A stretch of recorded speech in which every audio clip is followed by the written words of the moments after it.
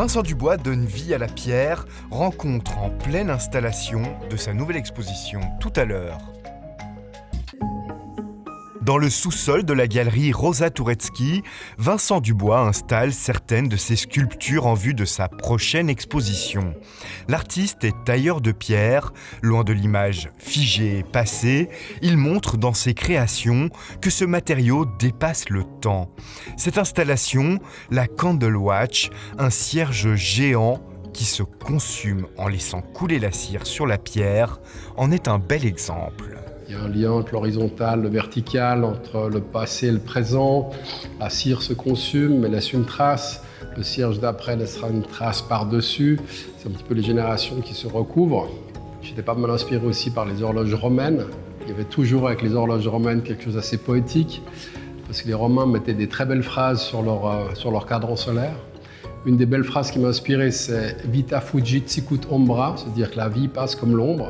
La vie, le temps qui passe et le monde qui change. Dans cette époque ultra technologique, Vincent Dubois utilise ses mains.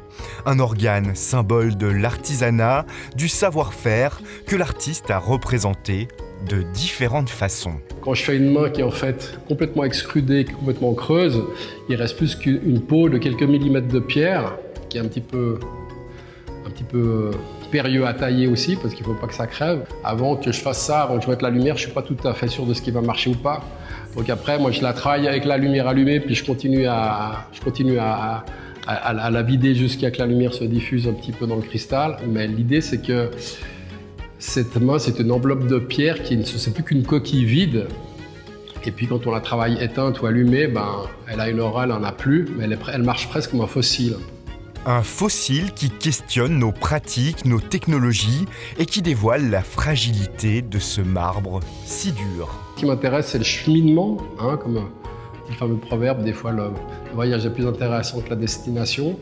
Et c'est en travaillant que mon idée se façonne et puis qu'elle va plus ou moins être validée par la matière. Parce que des fois on commence et ça ne marche pas. Et des fois on commence et au contraire ça marche mieux. Pour moi, c'est un dialogue, c'est un jeu qui fait que tout à coup, je me faufile dans une solution ou pas. Un dialogue également avec l'équipe de la galerie Rosa Turecki qui réouvre ses portes avec cette exposition après de longs mois de travaux. Et pour les deux galeristes, voir ces œuvres prendre vie dans leur espace, c'est tout un symbole. Il faut savoir que l'artiste a l'habitude d'être dans son milieu, dans son atelier, et que quand l'œuvre quitte son atelier, il reprend une nouvelle place, c'est toute une aventure. Ça veut dire que l'aventure n'est pas que pour nous deux, c'est aussi pour l'artiste. C'est une magnifique histoire. Une histoire que Rosa et Vanessa se feront un plaisir d'expliquer au public de l'exposition, à voir jusqu'au 27 septembre.